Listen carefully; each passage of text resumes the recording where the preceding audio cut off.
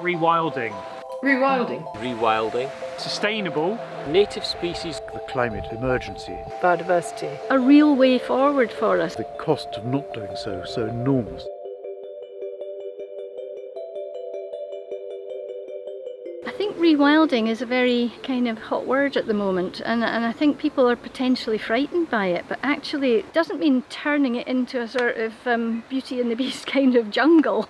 It's not like that at all, but it's allowing nature to make sense again and have the space and the diversity that it needs to thrive. People boggle over the title, Rewilding, but I think that's possibly the way the press has treated it, and you know, it panics people in thinking that it's going to be wolves and bears next week, which it isn't. You know, it's about providing space. People talk about rewilding, and it's a difficult concept to pin down. It means different things to different people. We're not proposing get rid of everything man-made and have a complete return back to prehistoric times, but something that's much more sympathetic and in keeping with the modern systems that we have.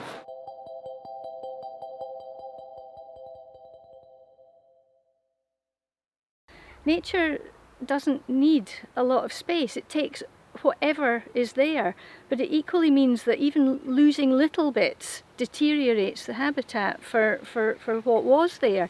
And in the sort of 9 years that we've been here, you know, in 7, 8, 9 years ago, there were little liebacks and corners of fields and wet bits and things like that. And it just seemed those have all been drained and ploughed and brought into production now. One of the things really is that the amount of wetland has dropped enormously, and with it the biodiversity that accompanies it, and it seems that the biodiversity of wetland systems is disproportionately rich. And so part of this whole business is to try and reverse some of the effects that intensification of agriculture has had on the landscape.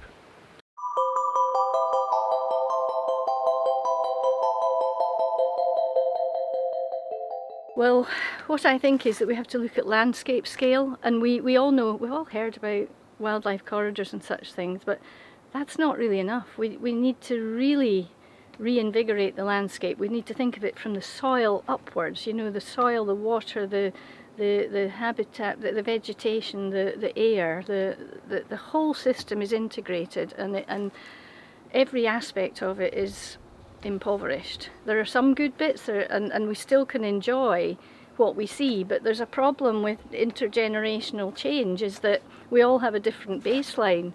The younger generation, you know, I don't enjoy a habitat and wildlife and landscape that my grandmother and my mother enjoyed when they were growing up, and likewise, young, you know, children now, what they see they think is normal, but you know, the baseline has been declining over the last few generations at least.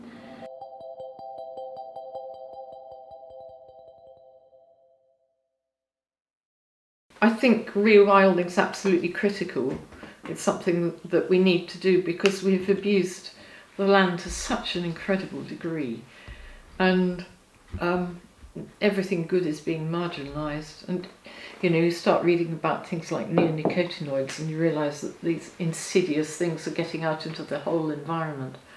And so the more land that we can put back into proper ecological management, the better.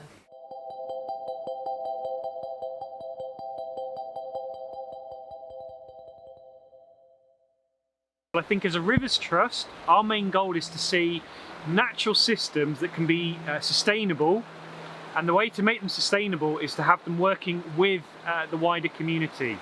What I mean, for example, is there's a lot of pressure on the landscape around us. People need to farm it, other people want to use it for recreation. Wildlife and the wider environment also needs it to be healthy. If we can return it to a much more natural, wild state, I think that's going to benefit everybody, communities, farmers, landowners, as well as the environmental lobby.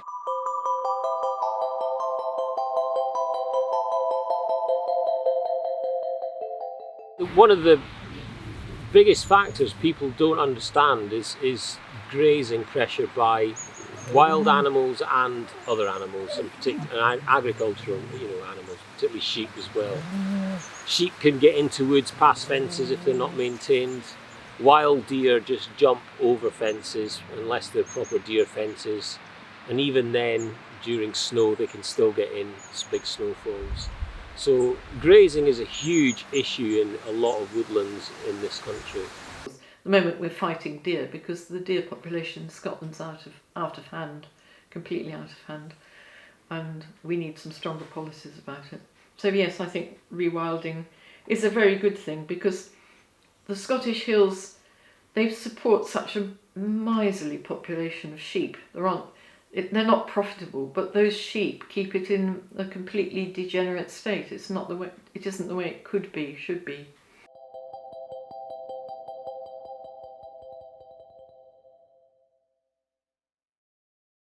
This is a bit of agricultural land, which used to be what were called eligible hectares, part of an eligible hectare from the point of view of claiming the grant that used to be called basic area payment. They change names all the time, but anyway, the amount you get per eligible farmed hectare has been reduced by the presence of the beaver, and so actually the money that the farmer is allowed to claim goes down. So there's something really quite perverse about the fact that the farmer gets less when he's actually sacrificed some land to wildlife.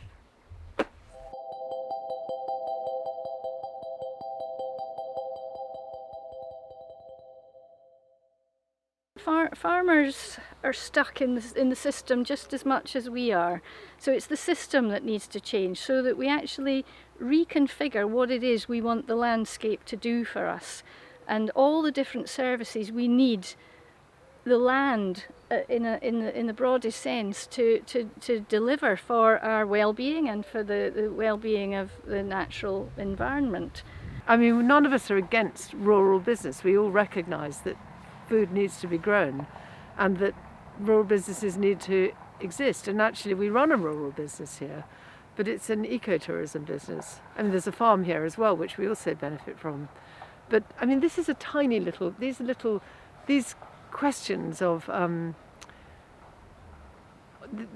question about what should be done with this, what is really basically marginal pasture land, needs to be answered intelligently and not just in a traditional mindset. This has always been pasture, so it must go on being pasture. We need to really ask ourselves, is this the right way forward? Should it still be sheep pasture? And what we want to do here is not going to be no grazing, but we want to do conservation grazing where the priority is the health of the biodiversity of the land, not how much meat can we get out of these acres.